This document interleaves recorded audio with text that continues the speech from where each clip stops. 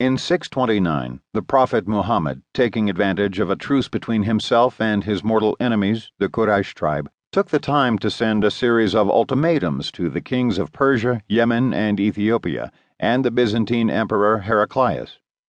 To Heraclius he wrote, "Peace be upon him, he who follows the right path. Furthermore, I invite thee to Islam. Become a Muslim and thou shalt be safe, and God will double thy reward. And if thou reject this invitation, thou shalt bear the sins of persecuting Arians." It is uncertain if Heraclius ever saw this ultimatum from an unknown desert upstart.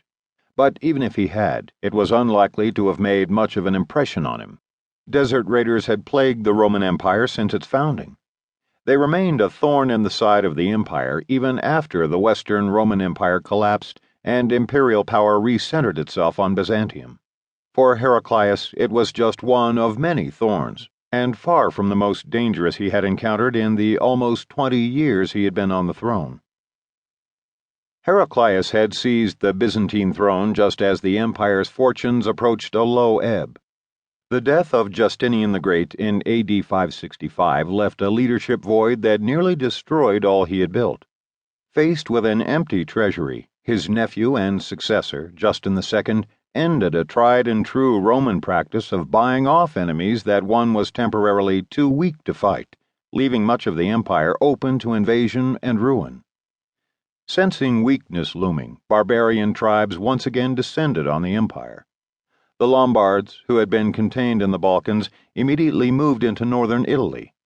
Within a few years, they controlled almost the entire peninsula, wiping out territorial holdings that had taken Justinian's armies a generation to gain. The fierce Avars stayed in the Balkans, where they undertook a campaign of conquest that eventually led them to the walls of Constantinople. In 572, Justin's inept diplomacy, coupled with a refusal to pay tribute, led to a renewed war with Persia, a war Byzantium was ill prepared to fight. Justin's defeat in 2 campaigns cost the empire much of Mesopotamia and the fabulously rich province of Syria. It also cost Justin his sanity, and special rails had to be placed in the palace windows to keep the emperor from jumping out. After the death of Justin in 578, his picked successor, Tiberius, rose to the throne. He managed to stop the Persian advance, but then repeated the great Justinian's mistake of denuding the empire of troops, sending them off to regain distant portions of the lost Western Empire.